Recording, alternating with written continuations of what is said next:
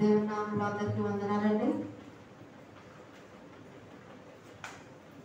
ఇందాక మనము చదువుకున్న లూకా సువార్త 12వ అధ్యాయము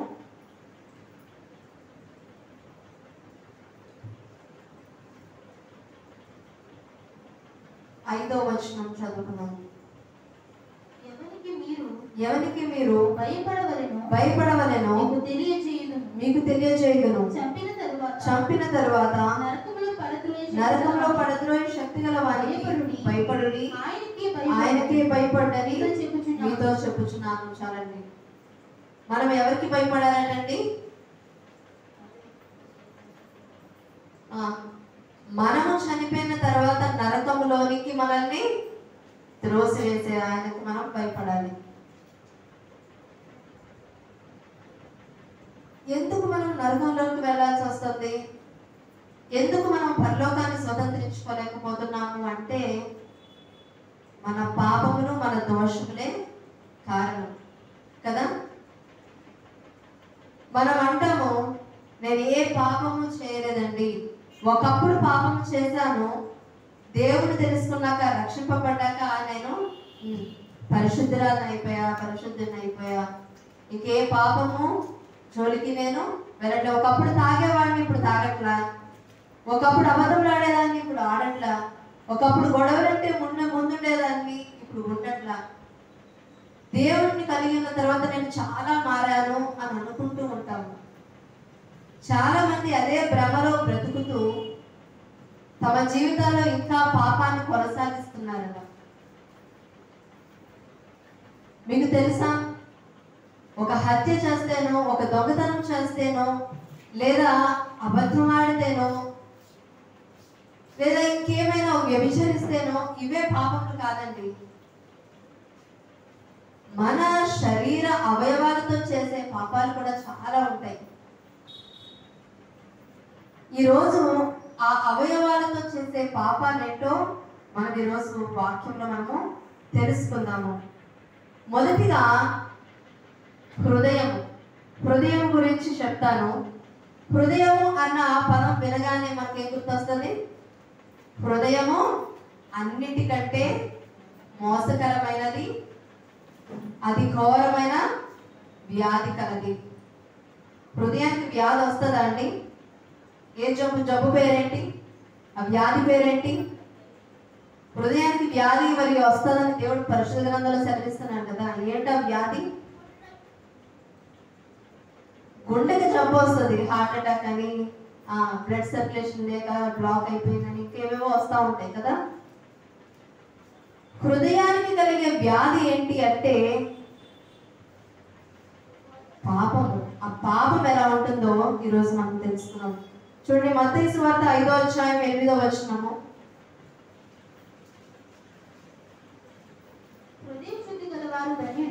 హృదయ శుద్ధి గలవారు ధన్యులు, వారు దేవుని చూచెదరు.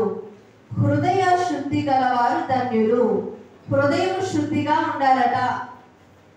అంటే అశుద్ధమైనది ఏదో కూడా ఉంది కదా హృదయానికి కదా. హృదయం శుద్ధిగా లేకపోతే వాళ్ళు దేవుణ్ణి చూడలేరట. మనము పైకి కనిపించేంత భక్తిగా మన జీవితాల్లో మనం ఉండము. పైకి మనకి కనిపించేంత మంచిగా మన హృదయం ఉండదు. దాని ఆలోచనలు, దాని నడవడిక ఇవన్నీ వేరే ఉంటాయి. అందుకే ఒక భక్తుడు సెలవించాడు, నువ్వు అందరిలో ఉన్నప్పుడు కాదు, నీవు ఒంటరిగా ఉన్నప్పుడు నువ్వు ఎలా ప్రవర్తిస్తావో అదే నీ అసలైన నీవు అని చెప్పాడట. అంటే నీవు ఒంటరిగా ఉన్నప్పుడు ఏం మాట్లాడుతున్నావో, ఏం ఆలోచిస్తున్నావో, ఎదుటివారి పట్ల నీ ఆలోచన ఎలా ఉందో, నీవు ఏది చూస్తున్నావో, ఏది వింటున్నావో అది నీ అసలైన స్వభావం. పైకి చెప్తా ఉంటాము, దేవుడు మిమ్మల్ని ఆశీర్వదించండి, దేవుడు మీకు అది ఇచ్చాడు, ఇది ఇచ్చాడు, దేవుడికి స్తోత్రం, మీ మంచితనాన్ని బట్టి ఇచ్చాడు, మిమ్మల్ని మీ ఇదిని బట్టి ఇచ్చాడు, మీ నిస్వార్థతను బట్టి ఇచ్చాడని మనం చెప్తాము. కానీ మనసులో నిజంగా అదే విధంగా నీ వాళ్ళు చూస్తున్నావా? అదే దృష్టికోణంలో ఉంటున్నావా? హృదయంలో వేరే ఉంటుంది. పైకి వాళ్ళు బాగుండాలని కోరుకుంటాము అని చెప్పి చెప్తాం మాటలతో, హృదయంలో వాళ్ళు నాశనం అయిపోతే బాగుండు. నా తక్కువ, నేనేంటి తక్కువ, వాళ్ళేంటి ఎక్కువ, వాళ్ళకి ఎందుకు ఇది జరిగింది అన్న ఆ యొక్క అశుద్ధమైనది ఏదో మన హృదయాల్లో ఉంటుందట. కాబట్టి హృదయం అనేది శుద్ధిగా ఉండాలి అని దేవుడు సెలవిస్తున్నాడు. సామెతల గ్రంథము 4:23 చూడండి, పేజీ నెంబర్ 534. సామెతల గ్రంథం 4:23.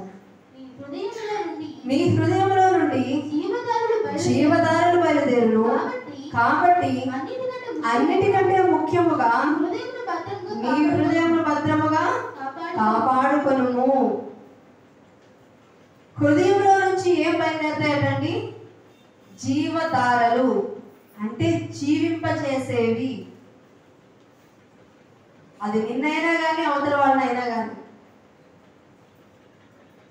ఈ జీవధారలు హృదయంలోంచి బయలుదేరుతూ ఉంటాయి. కాబట్టి భద్రంగా కాపాడుకోవాలట. మనము మన హృదయంలో మంచిగా ఆలోచించినట్లయితే, మన హృదయంతో మంచిగా ప్రవర్తించినట్లయితే మనకి కూడా మంచి ఆరోగ్యం ఉంటుందండి. ఎప్పుడైతే నీవు చెడుగా ఆలోచించి, అసూయపడి, దురాశకు లోనై, ఎప్పుడైతే నువ్వు ఆ యొక్క హృదయాన్ని చంపేస్తూ ఉంటావో నిద్ర పట్టదు. ఆ నిద్ర పట్టకపోవడంతో ఒక్కొక్క రోగము మన దరిదాపుల్లోకి వస్తూ ఉంటుంది. మనం సుఖంగా నిద్రపోలేము, మన జీవితంలో నెమ్మది ఉండదు, మన జీవితంలో సంతోషం ఉండదు. ఎన్ని దేవుడు మనకు అనుగ్రహించినా కానీ తృప్తి పడలేము. సంతృప్తి అనేది జీవితంలో ఉండదు. ఇది దేవుడు ఇచ్చిన హృదయం. దేవుడు చక్కగా మంచిగా ఇచ్చాడు హృదయాన్ని, కానీ నువ్వేం చేస్తున్నావు? పాడు చేసుకుంటున్నావు. మేము ఇదివరకు వెళ్ళిన సంఘంలో ఇలాగా బలిపీఠానికి 2 వైపులా కూడా హృదయం ఉండేదండి. హృదయపు ఆకారపు బొమ్మలు ఉండేవి. ఇలాగ ఒక స్థానంలో, అటు ఒక స్థానంలో ఉండేవి. ఒక హృదయంలో అనేక రకములైన పాపములు, అవి వ్యభిచారము, దొంగతనము ఇవేవి కాదండి. అసూయ, దురాశ, అసంతృప్తి, ఇలా కోపము, ఇలాంటి భయంకరమైన పాపాలతో ఒక హృదయం నిండిపోయి ఉన్నదట. దానిలోని యేసు ప్రభు వారికి చోటు లేదు. ఆ శిలువ గుర్తు ఎక్కడ ఉండేదంటే హృదయానికి బయట ఉండేది. మరొక ప్రక్కన ఏముండేది అంటే ఒక చక్కని కుర్చీ వేసి ఉండేది. ఆ కుర్చీలో దేవుని యొక్క శిలువ ఆకారం వేసి ఉండేది. అంటే దేవుడు హృదయంలో ఉన్నాడు అన్న దానికి సాదృశ్యం. ఈ పాపాలన్నీ ఎక్కడుండేవి అంటే హృదయానికి చాలా దూరంగా ఉండేవట. నీ జీవితంలో దేవుడు ఉన్నట్లయితే ఇలాంటి పాపములన్నీ కూడా నీ దరిదాపుల్లో కూడా రావు. నీవెప్పుడైతే ఒక్క పాపానికి నీ జీవితంలో అనుమతిస్తావో ఆ పాపమే అనేక పాపములు నీ జీవితాన్ని ఏర్పడి చేయడానికి మూలమవుతుందట. ఒక్క పాపమే అదట సులువుగా చిక్కులు పెడుతుందట. అనేక పాపాలు నీ జీవితంలో జరిగించడానికి ఆ ఒక్క పాపమే మూలమవుతుంది. కాబట్టి దాన్ని కూడా మన హృదయం నుంచి తొలగించాలి. కాబట్టి అన్నిటికంటే ముఖ్యంగా నీ హృదయమును భద్రంగా కాపాడుకోవాలట. మరొక మాట చూద్దాం, చూడండి. మత్తయి సువార్త 5:22. ఇది మనం పాపంగా ఎంచము నిజానికి, కానీ దేవుడు ఎంత గొప్ప శిక్షణ ఇస్తున్నాడో చూడండి. మత్తయి సువార్త 5:22. నేను మీతో చెప్పినదేమనగా, చూడండి ఒకసారి 21 నుంచి కూడా చదువుకుందాము. నరహత్య చేయవద్దు, నరహత్య చేయవాడు విమర్శకు లోనగునని పూర్వీకులతో చెప్పబడిన మాట మీరు విన్నారు కదా. నేను మీతో చెప్పినదేమనగా, తన సహోదరుని మీద నిర్నిమిత్తముగా కోపపడు ప్రతివాడు విమర్శకు లోనగును.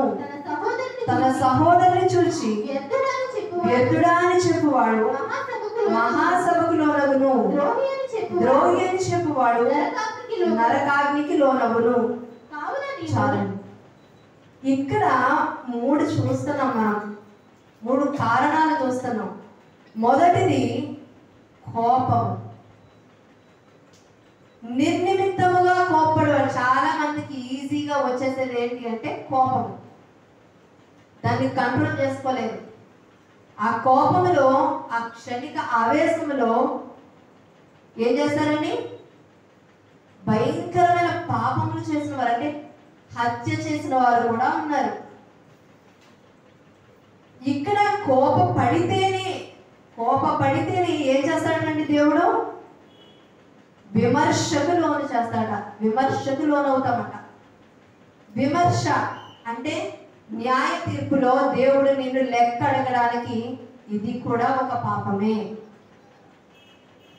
చాలా మందికి అంటే కోపం, అంటే కోపం. తనకి నచ్చనిది ఏదైనా చిన్నది కనిపించిందా కోపము. కళ్ళ ముందు ఏదైనా జరుగుతుందా కోపము. ప్రతి విషయంలోనూ యేసుప్రభు వారు కోపడలేదండి. ఎప్పుడైతే దేవుని యొక్క ఆలయాన్ని, ఆ మందిరాన్ని ఎప్పుడైతే వాళ్ళు వ్యాపార స్థలంగా మార్చారో ఆ క్షణమే కోపపడ్డారు, కానీ పాపము చేయలేదు ఆయన. ఈనాడు కొంతమంది పిల్లల విషయంలో కూడా చాలా కోపడిపోతుంటారు, చిన్న చిన్న విషయాలు. మనము ఆ వయసు దాటి వచ్చాము, ఏం చేస్తూ ఉన్నారు? వాళ్ళకి ప్రేమతో బుజ్జగించి చెప్పాలి. వినలేని స్థితిలో ఒక దెబ్బ వేయచ్చు, దేవుడు కొట్టొద్దు అని చెప్పలే. అలాగని బాధ ఏమనట్లేదు దేవుడు. వాళ్ళకి ఏది తప్పు, ఏది సరైనది, ఏది ఒప్పు అనేది తెలియపరచాల. మన సహోదరు అంటే మన తోడ పుట్టిన వారి పట్ల కానీ, తల్లిదండ్రుల పట్ల కానీ, బిడ్డల పట్ల కానీ, లేదా స్నేహితుల పట్ల కానీ ఏం చేస్తూ ఉంటాం? కోపపడిపోతూ ఉంటాము. అది కూడా ఒక అనారోగ్యమే మన జీవితంలో, మన యొక్క శరీరంలో. ఈ కోపము వలన దేవునికి నీవు లెక్క అప్పచెప్పాలి అని దేవుడు ఇక్కడ సెలవిస్తున్నాడు. మరొక మాట ఏంటి అంటే చూడండి, ద్రోహి క్షమించండి, సహోదరుని నుంచి వ్యర్థుడా. వ్యర్థుడా అంటే ఏంటో తెలుసా అర్థం? మనం వ్యర్థుడా అన్న పదం ఉపయోగించగానే దేనికి పనికొస్తావు? నువ్వు దేనికి పనికిరావు, ఈ చిన్న పని కూడా చేయలేవు, నువ్వు దేనికి పనికిరావు అంటా ఉంటావా లేదా? చెప్పండి. పనికిరావు అన్న మాటకు మరొక అర్థం వ్యర్థుడా. ఈ మాత్రం కూడా చేయలేవా? ఇది కూడా చేత కదా, నీకు చెప్పి అనవసరం అని వ్యర్థుడా అన్న దానికి ఇన్ని అర్థాలు ఉన్నాయి. అలా మాట్లాడిన వారికట ఏమవుతుందండి? మహాసభకు లోనవుతాం. ప్రతి దీనికి కూడా అంటే చూడండి, మనం ఎంత మన యొక్క రోజువారీ జీవితాలను ఎన్నిసార్లు పదాలను ఉపయోగిస్తున్నామో అన్నిటికీ కూడా లెక్క అప్పచెప్పాలి. మనం విన్నాం కదా లాస్ ఏంజల్స్ లో ఒక్క మాట, మనము మాట్లాడే ప్రతి మాటను కూడా దేవుడు వింటున్నాడు. మనము చేస్తున్న ప్రతిదీ కూడా దేవుడు చూస్తున్నాడు. ఆకాశంకి ఎక్కినా, సముద్రం కింద దాక్కున్నా, ఎక్కడికి వెళ్ళినా సరే ఆయన కను దృష్టి ఉంటుందట. ఆయన ప్రతి మాటను వింటాడట. అంటే నువ్వు ఎవరినైనా నువ్వు పనికిరావు, నువ్వు వ్యర్థుడు అని అంటే కూడా ఆ మాట కూడా అక్కడ రికార్డ్ అవుతూ ఉంటుంది. నువ్వు లెక్క చెప్పాలి. ఎందుకంటే విలువ లేని వాళ్ళం కాదు మనము. దేవుడు తన రక్తాన్ని కార్చి మనల్ని విలువ పెట్టి కొన్నాడు ఆయన. ప్రతి వ్యక్తి కూడా విలువైన వ్యక్తి. ప్రతి ఒక్కరి జీవితం కూడా చాలా విలువైనది. ఎంత విలువైన జీవితాన్ని దేవుడు నీకు ఇస్తే నువ్వు ఆ ఇచ్చిన యొక్క జీవితాన్ని ఏమంటున్నావు? ఎందుకు పనికిరాని జీవితం. చాలా మంది తమని తాము కూడా అనుకుంటూ ఉంటారు, ఎందుకు ఈ జీవితం, బ్రతికి ఎందుకు, అనవసరం అని తమని తామే నిందించుకుంటూ ఉంటారు. కానీ దేవుడు చెప్తున్నాడు, మనము వ్యర్థులముగా ఎప్పుడు కూడా ఆలోచించుకోండి. అదేవిధంగా చూడండి మరొక మాట, ద్రోహి అని చెప్పువాడు నరకాగ్నికి లోనవుతాడట. దేవుడు తనని హింసిస్తున్నప్పటికీ కూడా వాళ్ళు ఏం చేశాడండి? క్షమించాడు. క్షమాగుణం మనలో ఉండాలి. ఎదుటి వాళ్ళను మనం ఏది చేస్తే వాళ్ళ ఆ యొక్క ద్రోహం చేశారో, నేను ఒక బ్రదర్ని గమనించాను. ఆ బ్రదర్ మన సంఘానికి కూడా ఇక్కడికి వచ్చారు, తన సాక్ష్యాన్ని పంచుకున్నారు. మీకు గుర్తుందో లేదో నాకు తెలియదు, కానీ ఆయనలో నేర్చుకున్న నేను ఒక మంచి నడవడిక ఏంటి అంటే, ఇప్పుడు మనం ఫోన్ చేసాం అనుకోండి ఎవరికైనా, వాడు ఫోన్ లిఫ్ట్ చేయకపోతే ఏమనుకుంటాం? ఇన్నిసార్లు చేసాం, ఒక్కసారైనా లిఫ్ట్ చేయాలి కదా, ఎంత పొగరో ఆయన మాట అనేస్తాం వెంటనే. ఇప్పుడు వరకు ఫోన్ చూసుకోలేదా, గంట అయింది చేసి ఉంటాం. కానీ ఆ వ్యక్తి ఎలా ఉన్న మంచితనం ఏంటంటే, అటుపక్క వ్యక్తుల కోసము మంచిగా ఆలోచించే వ్యక్తిత్వం. వాళ్ళు ఏ పనిలో ఉన్నారు, వాళ్ళు ఏ అవసరతలో ఉన్నారు, వాళ్ళు ఏ ఇబ్బందిలో ఉన్నారు, ఎత్తలేదు అంటే, ఫోన్ లిఫ్ట్ చేయలేదు అంటే వాళ్ళు ఏ ఇబ్బందిలో ఉన్నారు, ఫోన్ ఎక్కడైనా మర్చిపోయారేమో, సరే చూసి వాళ్ళే చేస్తారులే, అప్పటి వరకు ఎదురు చూద్దాం అన్న మంచి వ్యక్తిత్వాన్ని ఆ వ్యక్తిలో గమనించాలి. మనము ప్రతి చిన్నదానికి ఎదుటి వారిని నిందిస్తూ ఉంటాము. మీకు ఒక విషయం చెప్తాను, ఇది నేను బాగా విశ్వసించే మాట. ప్రతి ఒక్కరిలో జీవాన్ని ఎవరు పోసారండి? ఈ ఆత్మనిచ్చిన వాళ్ళు ఎవరు? దేవుడు కదా. ఎప్పుడైతే అవ్వను ఆదామును సృజించాడో ఆ జీవాత్మను ఆయన మనలో ఆదాములోకి ప్రవేశపెట్టాడు. అదే ప్రతి ఒక్కరి జీవితంలోకి కూడా, ప్రతి ఒక్క శరీరంలోనే ఆత్మ ఉంది. దేవుడు ఆత్మగా మన జీవితాల్లో ఉన్నాడు. మనము ఎదుటి వ్యక్తిని నిందించేటప్పుడు, తిట్టేటప్పుడు వాళ్ళు నొచ్చుకుంటారు కదా. నొచ్చుకుంటారా లేదా? బాధపడతారా లేదా? ఒకవేళ నిజంగా తప్పు చేశారనుకోండి, పట్టించుకోరు వాళ్ళు, అది చేశాను కదా అని.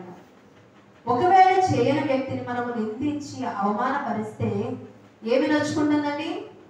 దేవుడిచ్చిన జీవాత్మ నొచ్చుకుంటుంది. అంటే ఎవరిని నొప్పిస్తున్నాం? దేవుడిని నొప్పిస్తున్నాము. ఆయన ఇచ్చిన హృదయాన్ని నొప్పిస్తున్నాము. ఎంత జాగ్రత్తగా మాట్లాడాలి, ఎంత జాగ్రత్తగా ప్రవర్తించాలో, ఇవన్నీ కూడా దేవుని దృష్టిలో పాపాలే. మనం అనుకుంటే ఇవన్నీ పాపం కాదు అనుకుంటాము. కాబట్టి మన మాట, మన యొక్క నడవడిక, ప్రవర్తన సమస్తము కూడా దేవుని సన్నిధిలో మనం ఒప్పుకోవాలి.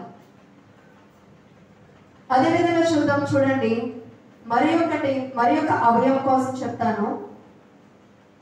తిమోతికి రాసిన మొదటి పత్రిక 2వ అధ్యాయము 8వ వచనము.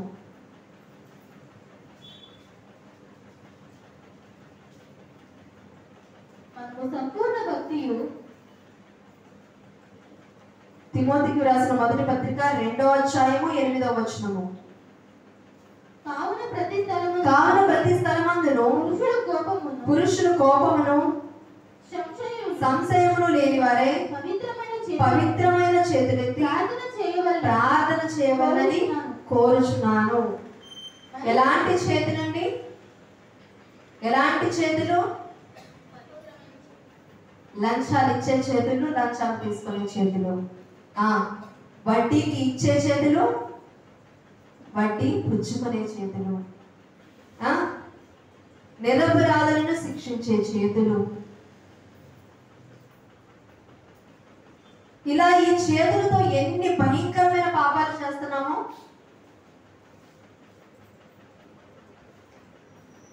దేవుని యొక్క శిలువను జ్ఞాపకం చేసుకున్నప్పుడు అంటూ ఉంటాం కదా, ప్రభువా మా చేతులతో చేసిన పాపములను బట్టి నీ చేతుల్లో నేర్చుకుంటాను ఆయన. మరి నీవు నిస్సముగా ఆ పశ్చాత్తాపం నీలో ఉన్నట్లయితే నీవు వడ్డీకి ఇస్తావా? వడ్డీకి పుచ్చుకుంటావా? లంచాలు పుచ్చుకుంటావా? నువ్వు చేస్తున్న ఉద్యోగాలలో, వ్యాపారాలలో ఎలా ఉండాలట చేతులు? నువ్వు ప్రార్థన చేస్తున్నావు సరే, 2 చేతులు దేవాది దేవుని వైపు చాపుతున్నావు సరే, ఎలా ఉండాలి చేతులు? బైబిల్లో ఒక వాక్యం ఉంది, చేతులట శుభ్రంగా కడుక్కొని ఆహారం తినాలని చెప్తాం కదా, అది ఆహారం అనే కడుపులోకి మాత్రమే మంచి జరుగుతుంది. కానీ శుభ్రంగా నువ్వు సబ్బు పెట్టి, డెటాల్ పెట్టి, ఏది పెట్టి కడిగినా చేతులు పవిత్రపరచబడవు. ఈ చేతులు ఎక్కడ కడగాలి? దేవుని రక్తంలో కడగబడాలి. ఎలా ఉండాలంట చేతులు? పవిత్రంగా ఉండాలి. ఆ పవిత్రమైన చేతులెత్తి దేవుడికి ప్రార్థన చేస్తేనే దేవుడు ఆలకిస్తాడని. నువ్వు నీ ఇష్టానుసారంగా నీ చేతులను వినియోగించి నీ ఇష్టానుసారమైన నీ చేతులతో పట్టుకొని సిగరెట్లు కాల్చి మందు తాగి రకరకాల పాపాలు ఇదే చేతులతో చేసి ఇదే చేతులు దేవాది దేవుని వైపు చేతులెత్తి ప్రార్థిస్తే ఏం కనిపిస్తుందంటే దేవుని చేతులకి మురికిగా కనిపిస్తాయి. వింటారా దేవుడు? కాబట్టి నీ చేతులు చేస్తున్న ప్రతి పాపమును కూడా కడిగివేయమని దేవుణ్ణి ప్రార్థించాలి. చూడండి, కీర్తన గ్రంథం 24వ అధ్యాయం 4వ వచనం.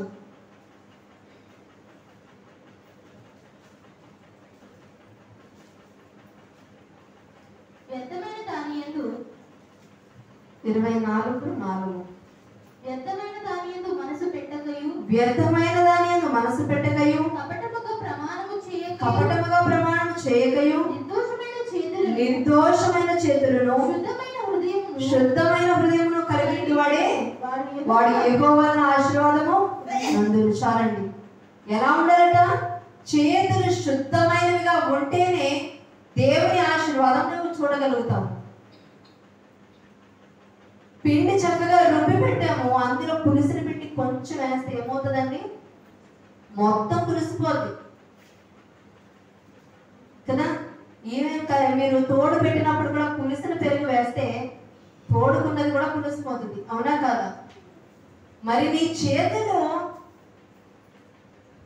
ఈ యొక్క కల్మషముతోను పాపముతోను నిండి ఉంటే ఏమవుతుందండి? దేవుని కార్యాలు చూడగలుగుతావా? దేవుడు నీ ప్రార్థన ఆలకిస్తాడా? దేవుడు నీ పట్ల కార్యాలు చేస్తాడా? ఆయన ఆశీర్వాదం నీ మీద ఉంటుందా? ఎవరైనా ఒక గొప్ప వ్యక్తి వచ్చి షేక్ హ్యాండ్ ఇస్తున్నప్పుడు చక్కగా తుడి చేసుకొని షేక్ హ్యాండ్ ఇస్తావే? తడి చేతుంటే అయ్యా తడిగా ఉన్నాయి చేతులు చెప్తాం కదా. మరి నిన్ను నన్ను సృజించిన సృష్టికర్త నీకు ఏదైనా ఇవ్వాలని వస్తే, నీకేదైనా కార్యము చేయాలని వస్తే మట్టి చేతులతో బురద చేతులతో దాన్ని అందుకుంటావా నీవు? ఎలా ఉండాలి నీ చేతులు? నిర్దోషమైనవిగా ఉండాలి. ఈ లోక మనుషులకి నీవంతా విలువిస్తున్నప్పుడు, దేవుడి పరిశుద్ధమైన దేవుడి నుంచి పొందుకున్నప్పుడు నీ చేతులంతా పరిశుద్ధంగా ఉండాలి. కాబట్టి మనము మన చేతులతో చేసిన ప్రతి పాపాన్ని బట్టి కూడా దేవుని సన్నిధిలో పశ్చాత్తాపడాలి. అదే విధంగా చూడండి, మన పాదములు ఎలాంటివో. సామెతల గ్రంథము 1వ అధ్యాయము 15వ వచనము.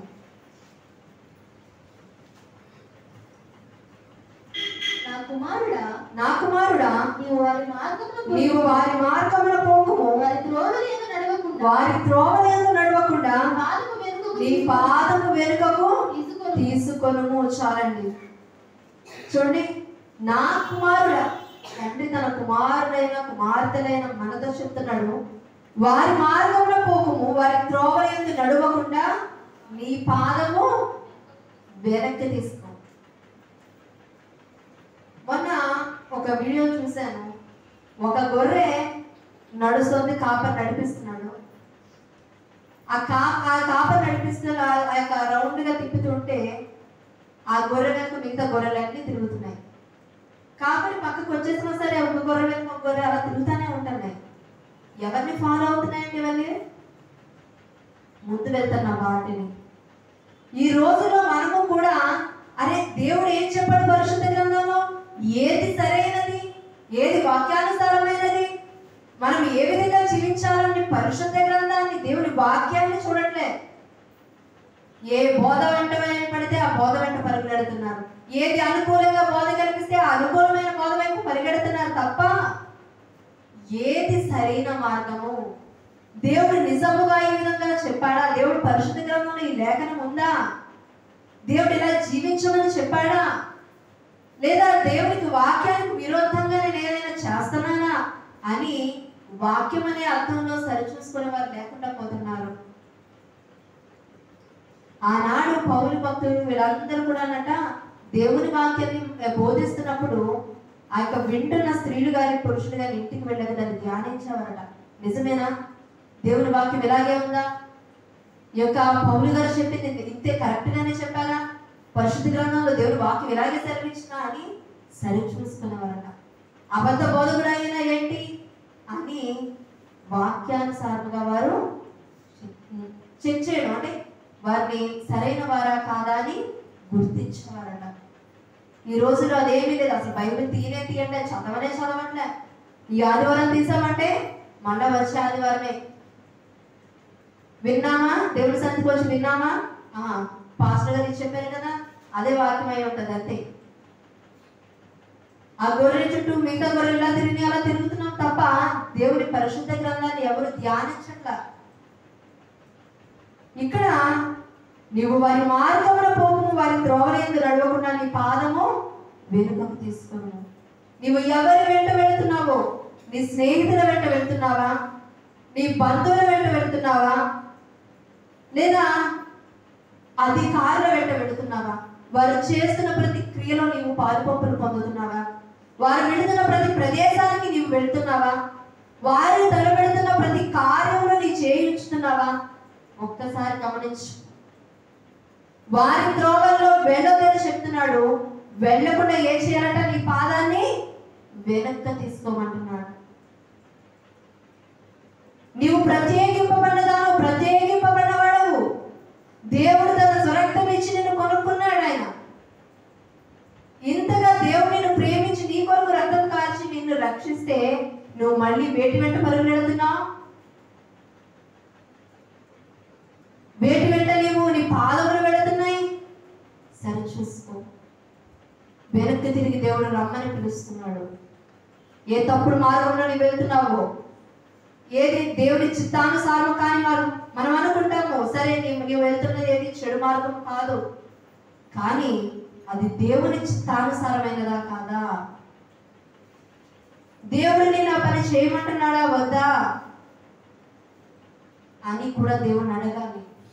వేస్తున్న ప్రతి అడుగులో దేవుని చిత్తాన్ని గమనించాలి. దేవుని చిత్తానుసారంగానే మనం అడుగు వేయాలి. అటువంటి వారిగా మనం ఉండాలి. చూడండి, అదే విధంగా 6వ అధ్యాయం 18వ వచనంలో కూడా చూద్దాం.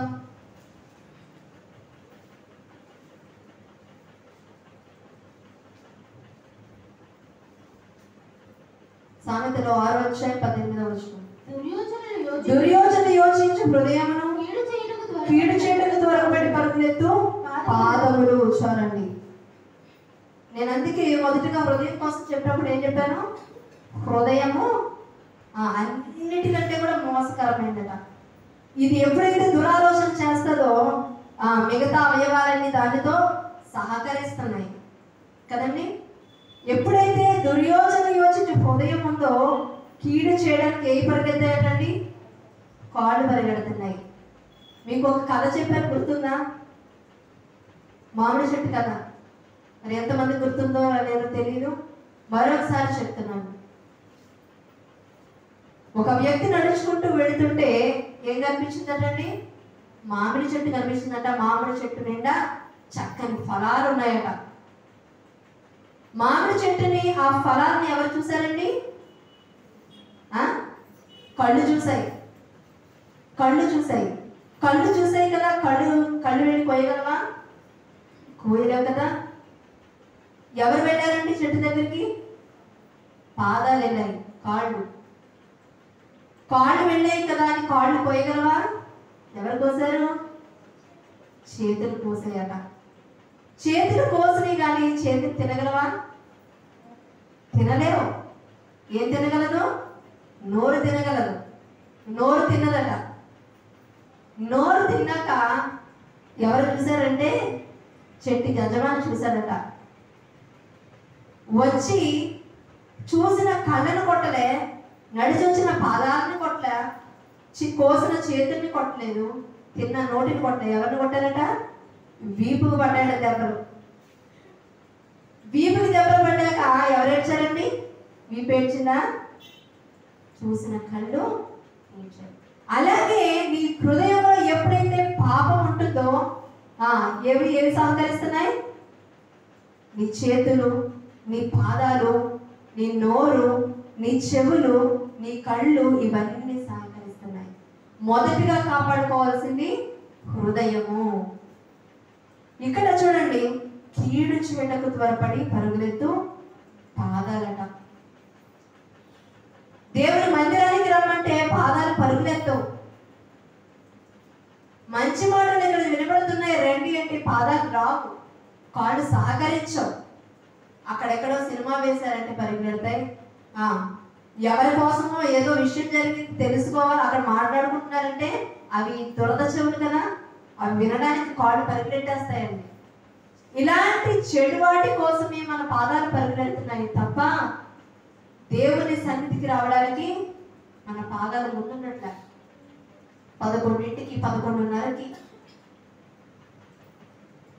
10ంటికి ప్రారంభమైన ప్రార్థన దేవుని యొక్క బిడ్డలు వచ్చేటప్పటికి 11, 11:30 అయిపోతుంది. ఎక్కడికి పరుగులెడుతున్నాయి నీ పాదాలు? వేటి కోసం నీకు దేవుడు పాదాలను ఇచ్చాడు? దేవుని కొరకు పనిచేయి, దేవుని కొరకు పరిగెత్తు. ఆయన కొరకు పనిచేయి. వారి పాదాలు ఎలా ఉంటాయని తెలుసా? సుందరంగా ఉంటాయి. సుందరంగా అంటే అందచందాలు చూడకండి, మంచి చేసే పాదాలు, అవే నీకు పరలోకానికి చేరుస్తాయి. అటువంటి పాదాలు మనకి దేవుడు ఇవ్వాలని ఆలోచిస్తున్నాం. మరొక మాట చూద్దామండి. మార్కు సువార్త 9వ అధ్యాయము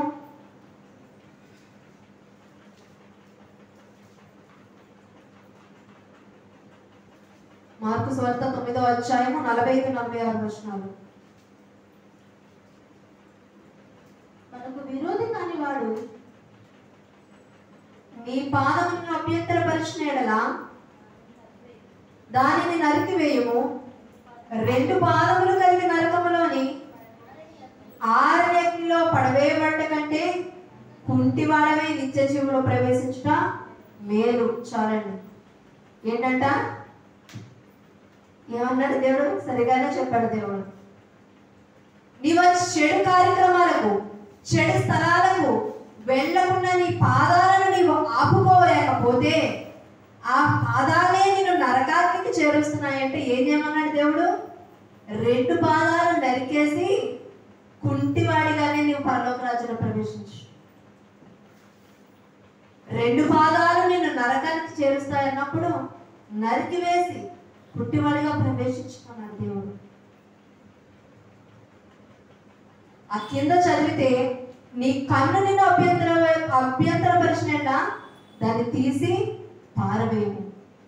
ఆ కళ్ళ వల్ల నువ్వు పాపము చేస్తున్నట్లయితే అవి నిన్ను నరకానికి చేరుస్తున్నాయంటే అవి వ్యర్థమే. ఈ విషయంలో కళ్ళు లేని వారు అంటే అంధులు నిజంగా చాలా గ్రేట్ అండి. సగం పాపాలు కళ్ళతోనే మొదలవుతాయి కదా. వాళ్ళు అన్ని పాపాలు చేయకుండా ఉండడానికి వాళ్ళ కళ్ళు లేకపోవడమే కారణం. వాళ్ళ అదృష్టవంతులు, వాళ్ళు నిజంగా తగ్గినని చెప్పుకోవచ్చు. ఈ కన్నే మనం నరకాగ్నికి చేరుస్తుంటే కళ్ళు లేకుండా ఉండడమే మంచిది కదా. దేవుడు అదే మాట సెలవిస్తున్నాడు. నీవు నీ పాపాన్ని విడిచిపెట్టలేకపోతే ఆ వెళ్ళకూడని స్థలాలకు నీవు పాదాలు పరిగెడుతున్నాయంటే 2 కూడా నరికివేయమని దేవుడు సెలవిస్తున్నాడు. కాబట్టి మనం పాదాలని నరికేసుకుంటాము, వెళ్ళకుండా దేవుని సన్నిధిలో నిలుపుతాము. అది మనం నిర్ణయించుకోవాలి. మరి ముఖ్యమైనది చూడండి. కీర్తనల గ్రంథము 119వ అధ్యాయము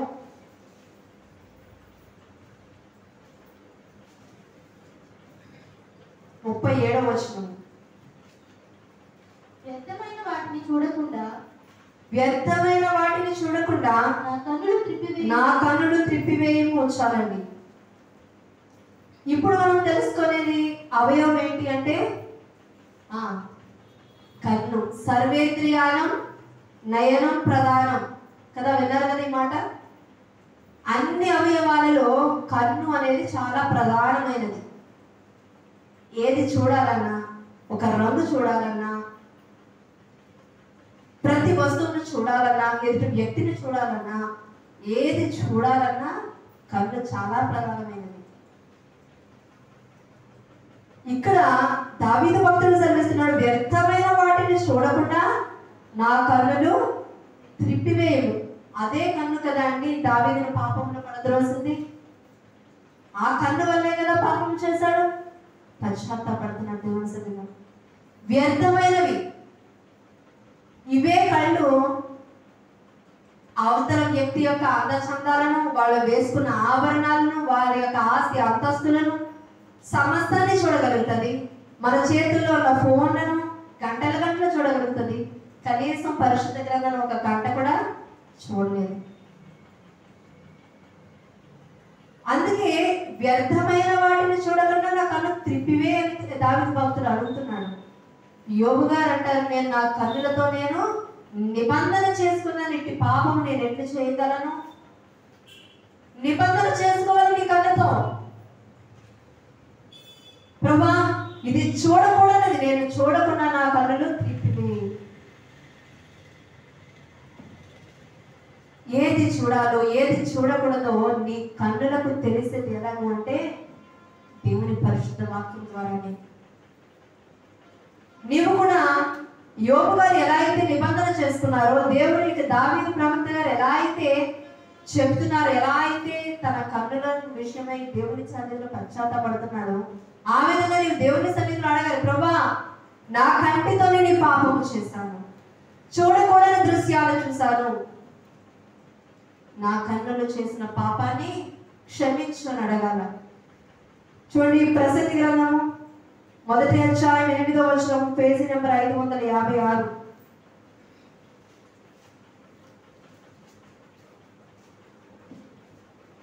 మొదటి అధ్యాయం 8వ వచనము.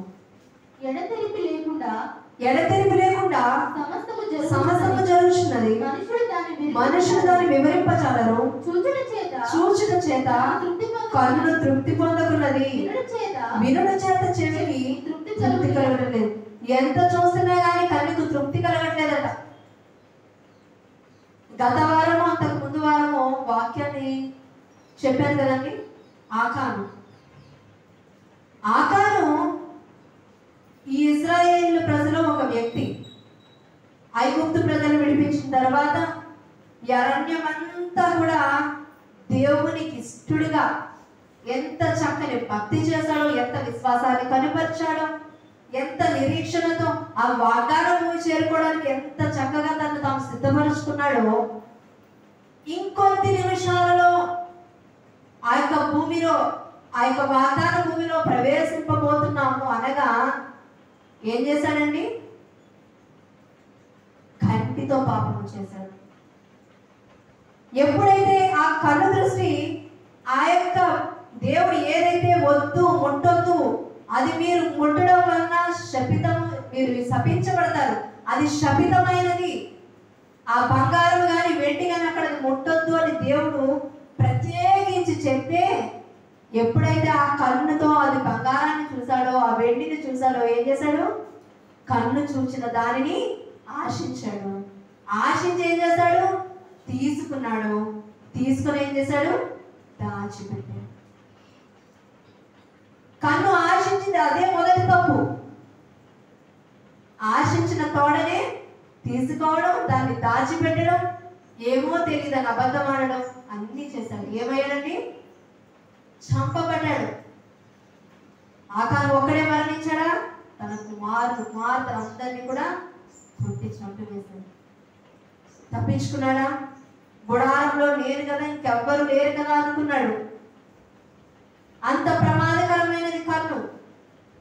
కాబట్టి నీవు నీ కంటితో దేనిని ఆశిస్తున్నావు? ఈ లోక భోగాలను ఆశిస్తున్నావు, ఈ లోక ధనాన్ని ఆశిస్తున్నావు, లేదా అంత చందాలను ఆశిస్తున్నావు, లేదా చూడకూడని ఏవి చూస్తున్నావు, ఏవి ఆశిస్తున్నావు? ప్రతి విషయమే దేవుని సన్నిధిలో లెక్కప్పు చెప్పాలి. కనుక జాగ్రత్తగా ఉండాలి. చూడండి, కన్ను చూచుట చేత కన్ను తృప్తి పొందట్లేదట.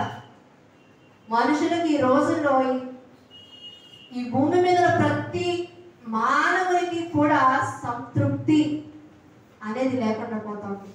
ఎందుకు అంటే సరిపెట్టుకోవట్లేదండి. ఒకప్పుడు నీకు 100 రూపాయలు వచ్చేదేమో, దేవుడు ఇప్పుడు 1000 రూపాయలు ఇచ్చాడు, దాంతో సరిపెట్టుకుంటున్నావా అంటే అబ్బే వాళ్ళకి 10,000 వస్తున్నాయిగా, నాకు 10,000 రావాలి.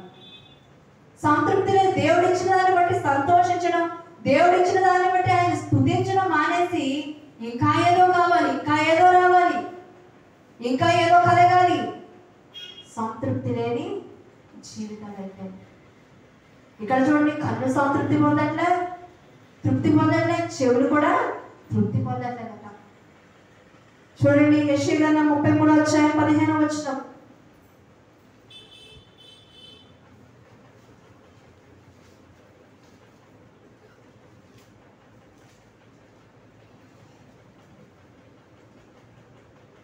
కింద వచనం చూడండి. నిబంధన వలన వచ్చు లాభమును చెడుతనము చూడకుండా కన్నులు మూసుకుని వాడు ఉన్నత స్థలమున నివసించును. ఎప్పుడైతే నీ కన్నులు చెడుతనాన్ని చూడకుండా కళ్ళు మూసుకుంటాయి, అంటే చెడ్డ వాటిని చూడకుండా నీవు కళ్ళు మూసుకుంటావు, ఎక్కడుంటావుట నీవు? ఉన్నత స్థలములను. సంసోనుకు తనకున్న బలం ఎంత కారణంగా పోయిందండి? కన్ను. ఆ దెలీలాను చూశాడు, దెలీలాను ప్రేమించాడు, దెలీలానే పెళ్లి చేసుకుంటా అన్నాడు. దేవుడు తనకిచ్చిన ఆ బలాన్ని మొత్తాన్ని ఏం చేశాడు? పోగొట్టుకున్నాడు. చివరికి ఏమయ్యాడు? మరణించాడు.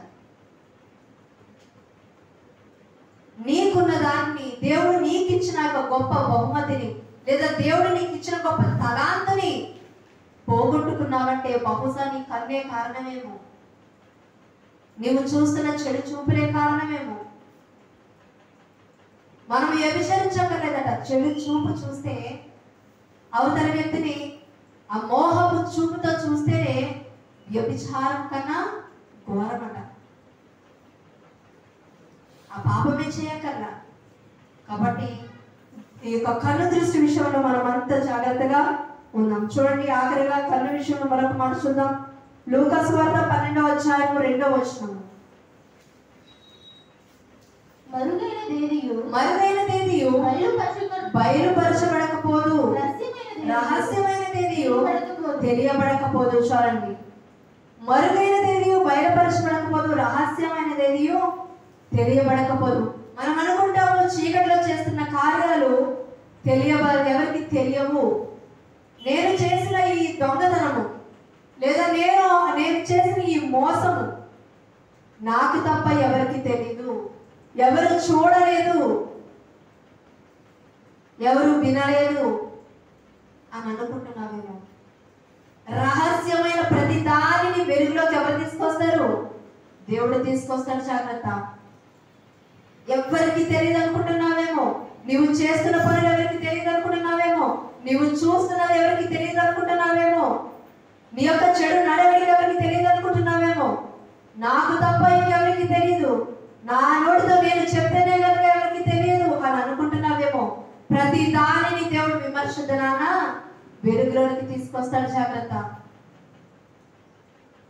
చిమ్మ చీకటిలో చూసి నువ్వు చేసినా సరే, ఆ చీకటిలో నువ్వు జరిగిస్తున్న ప్రతి కార్యము కూడా దేవుడికి తెలుసు. చాలా మంది అంటూ ఉంటాంగా, గాడ్లకి చెవులున్నాయి. తర్వాత అంశం వచ్చేది చూడండి, కింద వచనం చూద్దాం. అందుచేత మీరు చీకటిలో మాట్లాడుకున్నవి వెలుగులో వినబడును, మీరు గదులందు చెవిలో చెప్పుకొనున్నది మిద్దెల మీద చాటింపబడును. జాగ్రత్త. మీరు రహస్యంగా గదిలో మాట్లాడుకుంటున్నారేమో, అవి ఎక్కడ వినిపిస్తాయట? మిద్దె మీద. మిద్దె మీద అంటే అందరికి వినిపించేలా వినిపిస్తాయట. ఎవ్వరు వినలేదు కదా అనుకుంటాం. ఎందుకు?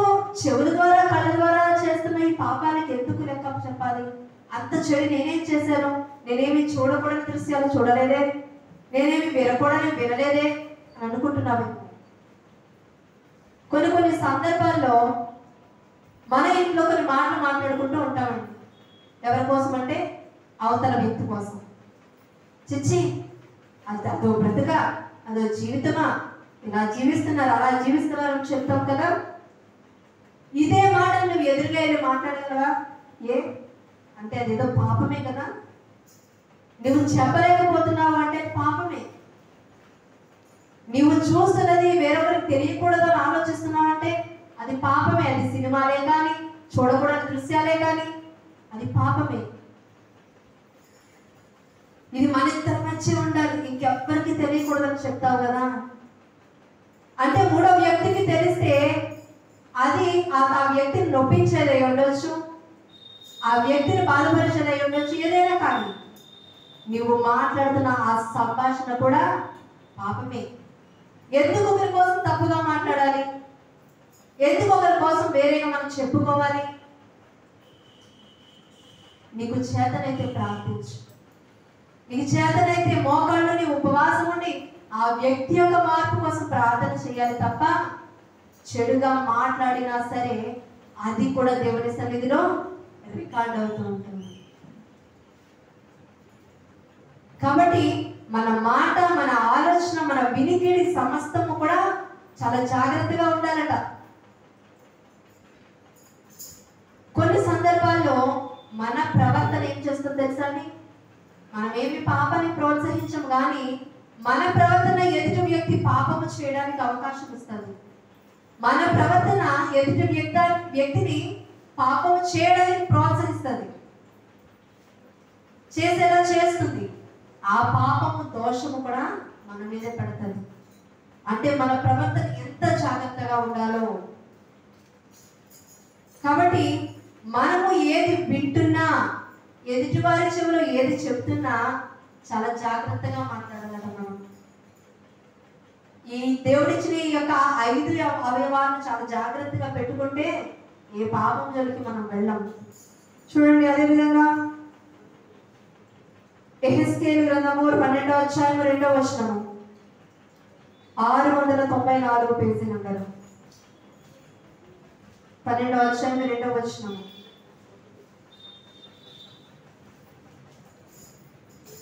నరపుత్రుడా, తిరుగుబాటు చేయు వారి మధ్య నీవు నివసించున్నావు.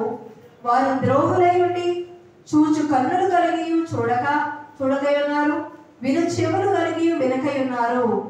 చూడండి, చెవులు దేవుడు ఇచ్చింది దేవుడి మాట వినడానికి, దాని ప్రకారం ప్రవర్తించడానికి.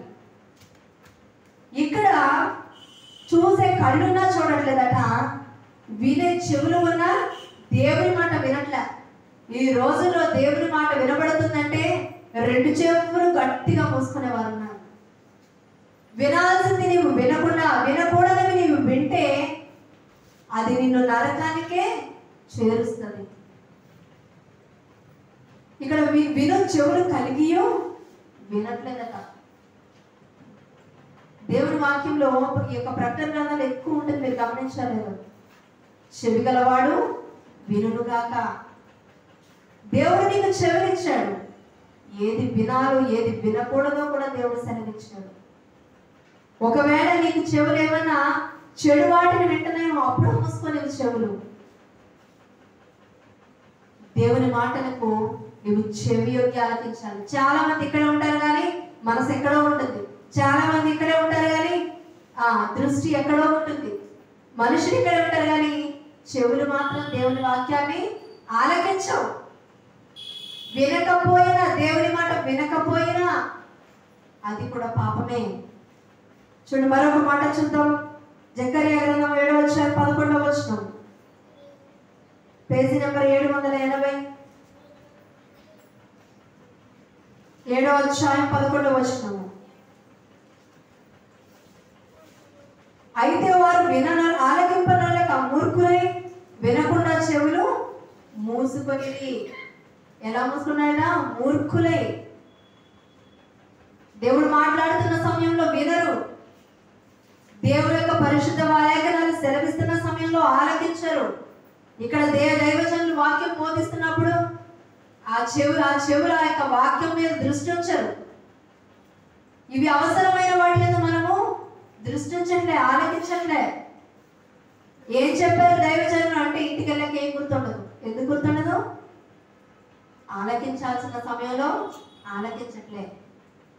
చెవులు వినాల్సిన వాటిని ఆ సమయాన్ని మనం చెవులకి కేటాయించట్లే. అందుకే విన్న వాటిని వెంటనే మర్చిపోతున్నాము. ఎవరైనా ఓ సంవత్సరం క్రితం తిడితే అది చెవుల ద్వారా విని హృదయంలో నాటుకుపోద్ది అంటాం కదా. హృదయంలో నాటుకుపోయిందండి. దేవుని వాక్యం నాటుకోవాలన్నాక దేవుని వాక్యం బోధిస్తున్నప్పుడు నీ చెవుల ద్వారా వెళ్ళి అవి హృదయంలో చొచ్చుకొని నీ హృదయంలో నాటబడాలి, నీ ఆలోచనల్లో నాటబడాలి. ఎప్పుడైతే దేవుని వాక్యం నీ హృదయంలోకి వెళుతుందో సాతానికి లేదా ఈ లోక పాపాలకు ఎక్కడా కూడా అవకాశం ఉండదు. మరొక మాట ఆఖరిగా చెవుల కోసం చూద్దాం. చూడండి, తిమోతికి రాసిన 2వ పత్రిక 4వ అధ్యాయం 3వ వచనము, పేజీ నెంబర్ 195.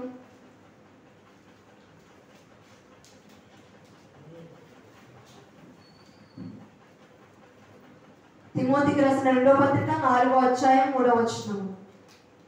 ఎందుకనగా జనుడు హితబోధన సహింపక దురద చెవులు గలవారై తమ స్వకీయ దురాశలకు అనుకూలమైన బోధకులను తమ కొరకు పోగు చేసుకొని చాలండి. ఎలాంటి చెవులంటే దురద చెవులు. దురద చెవులు అంటే దురద పెడితే కొనుక్కోవడం అది కాదు. ఎవరైనా ఎవరి కోసమైనా చెప్పుకుంటున్నారంటే వాళ్ళంత దూరాలు ఉన్నా సరే వినిపించేస్తూ ఉంటుంది. ఫలానా వాళ్ళు ఫలానా అంట, ఇలా జరిగిందంట. ఇలాంటి లోక వార్తలు చెప్పుకోవడానికి నోరు రెడీగా ఉంటుంది, వినడానికి చెవులు ఇంకా అసలు అక్షరం ఒక పొల్లిపోదండి. వినే విషయంలో అయితే చెవులు వినిపించలేని ముసలమామం కూడా చక్కగా వినిపిస్తుంది అలాంటి సమయంలో. దురద చెవులు, చెడ్డ మాటలు వినడానికి దురద చెవులు, వినకూడని విషయాలు వినడానికి దురద చెవులు. మనకి అవి ఇష్టంగా ఉంటున్నాయి అంటే మన హృదయంలో ఎవరు లేరండి? దేవుడు లేడు. వ్యర్థమైన మాటలు చెప్పుకున్న వాళ్ళ దగ్గరికే వెళ్తాం, అక్కడే కూర్చున్నాం. కానీ దేవుడు ఏం చెప్పాడు? కీర్తన గ్రంథం 1వ అధ్యాయం 1వ వచనం చదువుకుంటే, దుష్టుల ఆలోచన చెప్పున నడువక, పాపుల మార్గమున నిలువక, అపహాసకులు కూర్చుంటే చోటన కూర్చుండక. వాళ్ళందరూ అంటే ఎవరైతే ఇలాంటి మాటలు డిస్కస్ చేస్తున్నారో, మాట్లాడుకుంటున్నారో వాళ్ళందరూ అపహాసకులే. నువ్వు వాళ్ళ మధ్యకి ఎందుకు వెళ్ళాలి? అక్కడ ఎందుకు కూర్చోవాలి? వాళ్ళు పిలవకపోయినా ఇలాంటి వాటికి వెళ్ళిపోతూ ఉంటాము. దురదృష్టమును. బోధకులను చూసినట్లయితే మనకి ఎక్కడైతే వాక్యం అనుకూలంగా ఉంటుందో, మీరేం చేసినా పర్లేదమ్మా, దేవుడి సన్నిధికి వచ్చి ప్రార్థన చేసి పశ్చాత్తాపడితే చాలు, దేవుడు క్షమించేస్తాడు, ప్రేమగల దేవుడు, జాలిగల దేవుడు అంటే అది మనకు నచ్చినది. దేవుడి పరిచయం అన్నాడు, నీవెందుకు ఇలా చేస్తున్నావు? దేవుడికి నచ్చని విషయం మీద అన్నప్పుడు మాత్రం దైవజనులు నచ్చరండి. దేవుడి వాక్యం నచ్చదు. ఇలాంటి మాటలను పక్కకు పెట్టేసి నచ్చిన వాటిని మాత్రమే తీసుకుంటాం. ప్రభా నాకు అది ఇవ్వు, నాకు ఇది ఇవ్వు, నన్ను ఆశీర్వదించు, నా సమస్యను పోగొట్టు అంటాం. కానీ ప్రభా నా ఆత్మీయ జీవితంలో నేను ఎక్కడ బాధపడుతున్నాను, ఎక్కడ తొలగిపోతున్నాను, నీ సన్నిధికి నేను ఎక్కడ దూరం అవుతున్నాను, నా కంటి ద్వారా చూస్తున్నా ఇక చూపుల వలన, నా నోటి మాట, నా చెవిల లేదా నా చేతిన, నా పాదమున ఏమి దూరపరుస్తున్నాయి నాయనా, నేను సరి చేసుకుంటాను, నన్ను సరిచేయి అని మాత్రము దేవుని సన్నిధిలో మోకరించు. మీ జీవితంలో గమనించండి, ఉపవాసం ఉండి నేను ఇన్ని రోజులు 2 రోజులు 3 రోజులు ఉపవాసం ఉన్నానండి, ఈ సమస్య నిమిత్తమై ఉన్నాను అని అన్నవాళ్ళు ఉంటారు. కానీ నా ఆత్మీయ స్థితి ఎదుగుదల కోసం నేను ఉపవాసం ఉంటున్నాను, నేను దేవుడికి దూరం అయిపోతున్నాను, దేవుడికి దగ్గర అవడానికి, దేవుడికి సమీపస్తురాలిగా, ఒక స్నేహితురాలిగా, స్నేహితుడిగా ఉండడానికి, నన్ను నేను సరి చేసుకోవడానికి ఉపవాసం ఉంటున్నాను అన్న వాళ్ళు ఎవ్వరూ ఉండరు. ఎందుకంటే ఆత్మీయ జీవితంలో ఫలింపు లేదు, దేవుడితో నీకు అంత సత్సంబంధం లేదు, ఆయనకి నీకు మధ్య ఆ స్నేహభావం లేదు. ఇంకా నీవు నీ యొక్క ఆత్మీయ జీవితాన్ని సరి చేసుకుంటావు. విన్న వాక్యాన్ని సరిగా ఆలకించట్లేదు, వినకూడని వాటి అంటే నీ చెవులు పరిగెడుతున్నాయి తప్ప దేవుని యొక్క వాక్యం పట్ల ఆసక్తి ఎక్కడా లేదు. కాబట్టి మన యొక్క అవయవాల విషయమై కూడా దేవుని సన్నిధిలో పశ్చాత్తాపడాలి. చూడండి, నోటి కోసం కూడా చూద్దాం. కీర్తన గ్రంథం 34వ అధ్యాయం 11వ వచనము, ఒక 2 వచనాలు చెప్పి ముగించుకున్నాము. చెడ్డ మాటలు పలుకోకుండా చెడ్డ మాటలు పలకకుండా నీ నాలుకను కపటమైన మాటలు పలకకుండా పెదవులను కాచుకొనుము. చాలండి. నాలుక చాలా ప్రమాదకరమైనది, అంతే మంచిది కూడా. చూడండి, పరిశుద్ధ గ్రంథములో 2 మాటలు ఉంటాయి. జీవన మరణాలట ఎవరి వశంలో ఉన్నాయి? దేవుని వశంలో ఉన్నాయి. అలాగే జీవన మరణాలు నాలుక వశంలో కూడా ఉన్నాయి. అంటే అది ఎంత ప్రాముఖ్యమైనదో గమనించండి. నీ నోటి వెంట నీవు ఏమి పలుకుతున్నావో అదే జరుగుతుంది.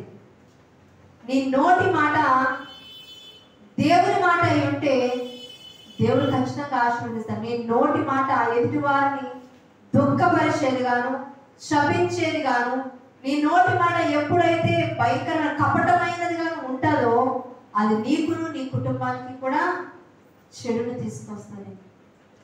ఇక్కడ అంటున్నాడు చూడండి, మరొకసారి చదువుకుందాం. చెడ్డ మాటలు పలకకుండా నీ నాలుకను, కపటమైన మాటలు పలకకుండా నీ పెదవులను కాచుకొనుము. కాచుకోవాలంటే నాలుకకు కంచి వేయాలి. చాలా మంది వ్యర్థమైన మాటలు, విస్తారమైన మాటలు, భయంకరమైన మాటలు నోటి వెంట రాణిస్తూ ఉంటారు. అదే నాలుకతో నీవు ఎంతసేపు దేవుని కోసం ధ్యానిస్తున్నావు, ఎంతసేపు దేవుని కోసం చెప్తున్నావు. అదే కీర్తన గ్రంథంలో చదువుతున్న 10వ అధ్యాయం 7వ వచనంలో, వారి నోరు శాపముతోను కపటముతోను వంచనతోను నిండి ఉన్నది, వారి నాలుక క్రింద చేటును పాపమును ఉన్నవి. నీవు అనుకుంటున్నావేమో ఎదుటి వారిని తిట్టేశాను కదా, నేను మాట్లాడగలిగినట్టు ఎవరు మాట్లాడలేరు, నన్ను మించి అంటే అవతల వ్యక్తి ఎటువంటి వాళ్ళైనా సరే నా నాలుకతో నేను సమాధానం చెప్పగలను, నేను మాట్లాడితే అందరి నోరు మూతలబడతాయి. దేవుడు నీకు అంత చక్కని నాలుక ఇచ్చినప్పుడు ఎలాంటి దాంతో నిండుకొని ఉంది నీ నాలుక గమనించుకోవాలి. కపటముతోను విషముతోను నీ నాలుక నిండి ఉందా, లేదా దేవుని పరిశుద్ధమైన మాటలతో నీ నాలుక నిండి ఉందా? పైకి తీయని మాటలు పలుకుతున్నావేమో, నీ హృదయంలో చెడు ఆలోచిస్తున్నావేమో. పైకి నువ్వు ప్రేమించేస్తున్నట్టు నటిస్తున్నావేమో, కానీ నీ హృదయంలో వారిపై ద్వేషం కలిగి ఉన్నావేమో. పైకి చక్కగా నీ మాటలతో వాళ్ళని దగ్గర చేసుకుంటున్నావేమో, కానీ ఆ నాలుక వారి గురించి పక్క వారి దగ్గర తప్పుగా మాట్లాడుతుందేమో. నాలుకను బట్టి కూడా నువ్వు న్యాయ విమర్శలో నువ్వు నిలబడాల్సి వస్తుంది. మరొక మాట చూడండి, 63వ అధ్యాయం 11వ వచనం, అదే కీర్తన గ్రంథము 63:11. రాజు దేవుని బట్టి సంతోషించును, ఆయన తోడని ప్రమాణం చేయ ప్రతివాడు అతిశయులను, అబద్ధములాడు వారి నోరు మూయబడును. చాలండి. ఆయన మాటగా నీ మాట అంటే అవునంటే అవును, కాదంటే కాదు. మనం ప్రమాణాలు చేయకూడదు. కానీ నీవు దేవుని కలిగిన బిడ్డగా సత్యమే మాట్లాడితే దేవుడు నీకు తోడై ఉంటాడు. అబద్ధం ఆడితే కనుక ఏం చేస్తాడు దేవుడు? నోరు మూయిస్తాడు. నోరు మూతపడుతుంది, జాగ్రత్త. అబద్ధములాడి వారి నోరు మూయబడును. ఇవి నా మాటలు కాదండి. నేను అందుకే మీకు ప్రతి లేఖనాన్ని నేను పరిశుద్ధ గ్రంథం నుంచి తీస్తున్నాను. ఏ విషయం చిన్న అబద్ధమే కానీ. చాలా మంది చిన్నపిల్లలు చెప్తారు కదా, చందమామ వస్తుంది, చందమామ రాని ఇలా పాటలు పాడి వస్తుందమ్మా, చందమామ వచ్చేస్తుంది నిజంగానే అని చెప్తా ఉంటాం. అది కూడా అబద్ధమే. సత్యాన్ని నేర్పాలి, సత్యాన్ని బోధించాలి నీ బిడ్డలకు. వారు తప్పుడు మార్గంలో వెళ్తున్నారా, వారికి తెలియపరచు. ఏది సరైన మార్గం, ఏది సరైనది కాదు. ప్రేమతో దేవుని వాక్యంతో వారితో మాట్లాడు.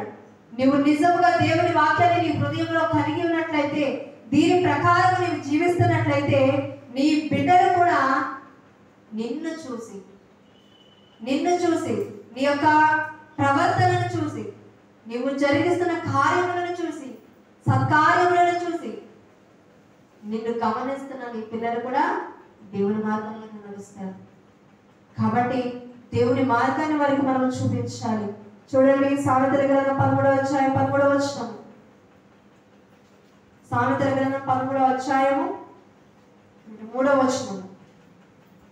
తన నోరు కాచుకొనువాడు తను కాపాడుకొను, ఊరు కనుక మాట్లాడువాడు తనకు నాశనము తెచ్చుకొనును. నోరు కాచుకుంటే ఏమవుతుందట? నిన్ను నీవు కాపాడుకుంటావు. కొంతమంది నోటికి అదుపు ఉండదు. ఇంకా అవతల వ్యక్తి మనకన్నా చిన్న స్థాయిలో ఉన్నవాడే కానీ, మన దగ్గర పనిచేయవాడు కానీ, లేదా నెమ్మదిగా మనిషి అయి ఉండొచ్చు. ఏం చేస్తూ ఉంటారండి? అధార్తి చేసేస్తూ ఉంటారు, అజమాయిషి చేస్తూ ఉంటారు. మన కింద వాడే కదా, మనకన్నా స్థాయి తక్కువ కదా, మనం మాటన్నా పడేవాడు కదా. ఏం చేస్తాము? నోరు జారుతా ఉంటాం, ఇష్టానుసారంగా మాట్లాడుతుంటాం, వారిని ఇష్టానుసారంగా తిరుగుతూ ఉంటాము, వారిని కించపరుస్తూ అవమానపరుస్తూ. ఇలా ఎప్పుడైతే నీవు మాట్లాడతావో ప్రతి మాటకు కూడా, ఆ చిన్న మాటే కానీ అది నిన్ను నరకానికి తీసుకెళ్తానని, ప్రతి మాటకు నేను లెక్క చెప్పాలి. తన నోరు కాచుకొని వాడు తన్ను కాపాడుకోను అంటే లోకంలో కాదండి. నీ నోరు నీవు కాపాడుకుంటే నరకం నుంచి నిన్ను నీవు కాపాడుకుంటావు. ఆ నరకానికి వెళ్లకుండా నీ జీవితాన్ని నీవు కాపాడుకుంటావు, నీ నోరు నీవు కాచుకున్నట్లయితే. ఊరకొనకు మాట్లాడేవాడు నాశనాన్ని తెచ్చుకుంటాడట. అదే గ్రంథంలో చూడండి, 19వ అధ్యాయం 28వ వచనంలో.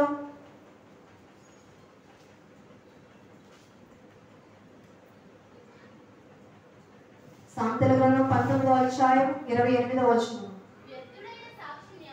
వ్యర్థుడైన సాక్షి న్యాయం అపహసించును, భక్తిహీనుల నోరు దోషము చురుకొలను. చాలండి. నీ నోటితో నువ్వు పాపము చేస్తున్నావు అంటే నువ్వు దేన్ని చురుకుంటున్నావు? దోషము, పాపము, వీటన్నిటినీ నీ నోటి ద్వారానే నువ్వు కలుగ చేసుకుంటున్నావు. జాగ్రత్త. నువ్వు మాట్లాడుతున్న మాట 10 మంది అంగీకరించనిది అయితే అది తప్పే. నువ్వు నిజముగా మంచి కోరి మంచి మాట్లాడితే, అది అందరికీ అంగీకారం అయితే అది దేవుని దృష్టిలో మంచిది. నువ్వు హృదయంలో ఒకటి పెట్టుకొని పైకి ఒకలాగా లోపల ఒకలాగా, వాళ్ళ ముందు ఒకలాగా వాళ్ళ వెనుక ఒకలాగా ఎప్పుడైతే మాట్లాడతావో దేన్ని చురుకుంటావో? లోకములో ఉన్న పాపాన్ని నువ్వు చురుకుంటావు. కాబట్టి ఈ యొక్క అవయవాలు, చాలా అవయవాల కోసం చెప్తున్నాం కదా, హృదయము, పాదములు, చేతులు, కళ్ళు, చెవులు, నాలుక, వీటన్నిటి విషయంలో కూడా నిన్ను నీవు పరీక్షించుకొని దేవుని వాక్యంతో సరిచూసుకొని, ప్రభువా నిజమే, ఈ నాలుక విషయంలో నేను తప్పిపోయా, ఈ చూసే చూపుల విషయంలో నేను తప్పిపోయా, దురద చెవులు గలవాడిని నేను వినడానికి ఆసక్తి చూపా, చెడు క్రియలందు నేను ఆసక్తి చూపా, నా పాదాలు నిజమే ప్రభా ఆ చెడు కార్యాలు వెంట పరిగెత్తాయి అని ఎప్పుడైతే నీవు దేవుని సన్నిధిలో మోకరించి పశ్చాత్తాపడతావు, దేవుడు నిన్ను క్షమిస్తాడు. లేదా ఈ అవయవాలను బట్టే, ఈ చేసిన ఈ క్రియలను బట్టే నీకు న్యాయ విమర్శలో అయిన శిక్షకు లోనవుతావు. కాబట్టి ప్రార్థన చేసుకుందాం, దేవుని వాక్యాన్ని ఒకసారి చూసుకుందాం.